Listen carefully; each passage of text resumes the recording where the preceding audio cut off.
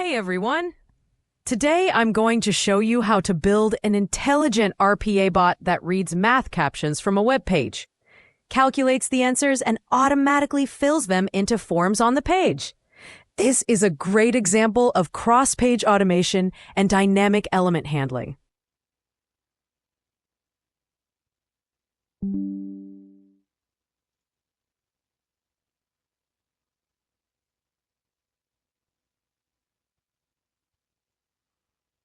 Here's the challenge. We have the ultimate QA filling out forms page with 3 contact forms, each showing a simple math captcha like 10 plus 11. Our bot needs to read these captchas, solve them, and enter the answers into the corresponding forms on the page. Notice there are 3 forms on the page. We can index them 0, 1, and 2. Our automation will handle all 3 automatically. Let's break down our workflow structure. We're using a while loop that runs 3 times with an index variable going from 0 to 2. For each iteration, our bot will 1. Read the captcha from the source page. 2.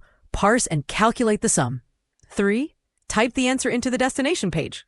4. Reset variables and increment the counter. The key here is using dynamic XPath selectors with our index variable to target the correct form each time. The secret sauce is in our selectors. Instead of hard-coding form IDs, we're using template interpolation with double curly braces. See that intIndex? This gets replaced at runtime. Done. When our index is 0, this becomes 0. When it's 1, it targets form 1, and so on. This makes our automation flexible and maintainable. If we need to handle 5 forms or 10 forms, we just change the loop condition. Our first getElement targets the filling out forms page. We're looking for spans with the class Captcha question. When the element is found, we assign its text value to our star whole number variable. This might be something like 86 plus 64 or 10 plus 11. Notice we're adding delays between actions. This gives the DOM time to load and makes our automation more reliable. Now comes the smart part, parsing that string into actual numbers. Here's where we need to be careful. The naive approach would be to just split on the plus sign. But wait, what if the captcha text is 86 plus 64 equals with a trailing equals sign? That second number becomes 64 equals and CINT throws an error. Not good. The better approach uses regular expressions. This extracts only the digits, ignoring spaces, equal signs, or any other formatting.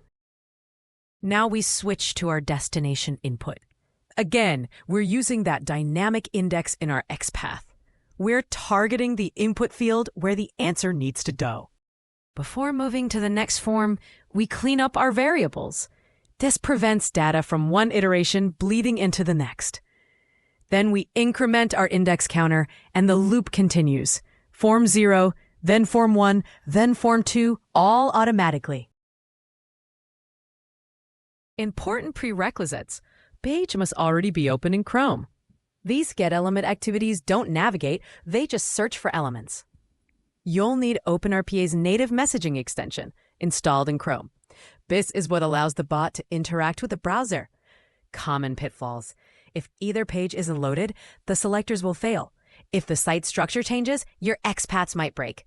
If there aren't exactly 3 forms, the loop needs adjustment. Pro tip. Add error handling with try-catch blocks to make your automation more resilient. Let's recap the key concepts you can apply to your own automations. Dynamic selectors use variable interpolation to handle multiple similar elements. Robust parsing use regex instead of simple string splitting when dealing with unpredictable formats. Cross-page workflows. You can read from one page and write to another in the same automation. State management. Always reset variables between loop iterations. Defensive coding. Handle edge cases like trailing characters or missing elements. These patterns work for many scenarios beyond just captchas. Anytime you need to process multiple similar elements or transfer data between pages.